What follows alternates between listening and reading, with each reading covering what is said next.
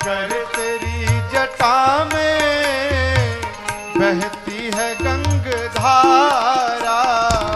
शंकर तेरी जटा में बहती है गंगधारा। काली घटा के अंदर, काली घटा के अंदर